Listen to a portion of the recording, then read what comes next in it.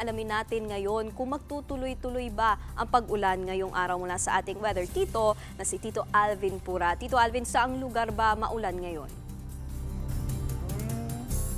Magandang umaga, Nikki, at magandang umaga mga kapatid. Patuloy nating binabantayan ito pong low pressure area sa loob ng ating Philippine Area of Responsibility. Ito ay huling namataan ng pag-asa banda dito sa mga coastal waters o katubigan malapit sa Calayan, Cagayan. Dahil sa proximity niyan sa ating landmass or lapit niyan sa ating kalupaan, nahihinder po, napipigilan ang paglakas niyan dahil diyan nasa medium po o nasa katamtaman ng tsansa niyan maging isang ganap na bagyo ayon sa pag-asa. Ibig sabihin po niyan, in the next 24 hours, hindi pa po yan nakikita maging bagyo ng pag-asa. Pero beyond that, muli pong tataas ang tsansa niyan maging bagyo if ever nandito na po yan uli sa mga katubigan malapit sa Taiwan bago umakyat patungo dito sa southern portion ng Japan.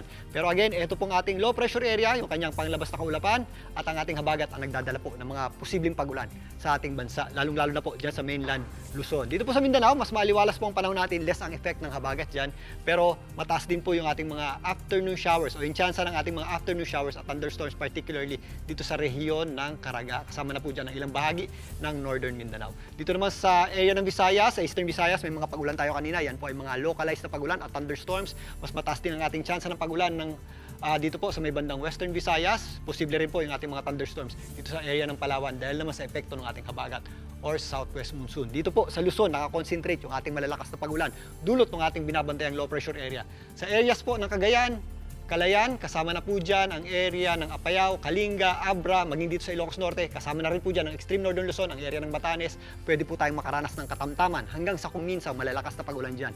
Dulot ka ng binabantayan nating low pressure area. Maliban dyan, humihila po ito ng ating habagat o southwest monsoon na nagdadala ng malalakas na pag-ulan sa mga areas ng Pangasinan, Zambales, Bataan, Cavite, Batangas at Occidental Mindoro. Ang natitirang bahagi naman ng Luzon ay posible rin pong makaranas ng mga scattered o kalat-kalat na pag-ulan dulot ng ating habagat. Dito sa Metro Manila, maulan po ang panahon natin dahil sa enhanced habagat na pinapalakas ng binabantayan ng low pressure area. Pero again, minsan po humihina o tumitigil yung ating pag-ulan, pero buong araw po mataas ang ating tsansa ng pag-ulan. Kaya maghanda at mag-ingat po tayo. At again, huwag po natin kalimutan ang pagdadala ng payong o anumang pananggalang sa ulan. Nikki? Tito Alvin, yun na, no? Kanina pinapakita mo yung LPA dyan sa may Northern Luzon na matagal na nating binabantayan, ilang araw na rin yan dyan. Bakit ba parang ngayon lang naman naging mas matindi ang buhos ng ulan?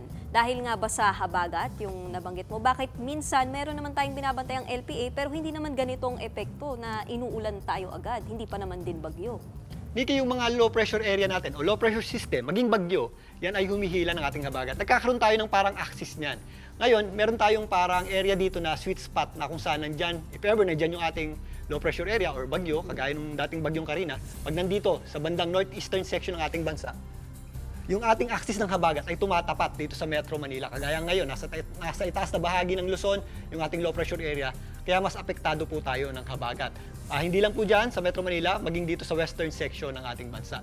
Pag umakyat po yan, aakyat din po kasabay niyan yung ating axis ng habagat. Pag nandiyan na po yan sa Taiwan, significantly mababawasan ang pag-ulan natin dito sa Metro Manila. So nagdidepende rin sa location ng ating sama ng panahon ang pag-enhance ng habagat. Pero depende rin yan, minsan kasi sobrang lawak ng ating habagat, umaabot din yan or nag-e-extend hanggang western Visayas. So combination pala siya ng mga factors na yun. Kanina nabanggit mo yung LPA, may chance pang maging bagyo. Anong magiging epekto nito? Lalakas pa ba yung ulan?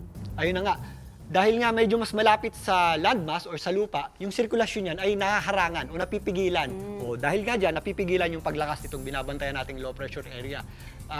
Dahil dyan, nasa medium chance nga ang pagtaya ng pag-asa para sa possibility nitong maging bagyo. Pero pag umakyat na po yan dito sa may area ng Taiwan, since nasa tubig na po yan, mas makakaipon pa po yan ng lakas. Ganun pa man, ito po ay low pressure system pa rin. Hindi po yan ang nagpapaulan dito sa western section ng ating bansa at sa Metro Manila.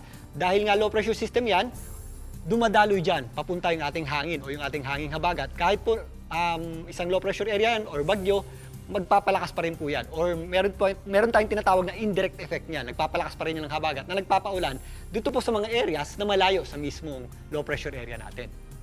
Yun, at yan po ang ulat panahon ng ating weather tito Alvin Pura na laging may panahon para sa iyo.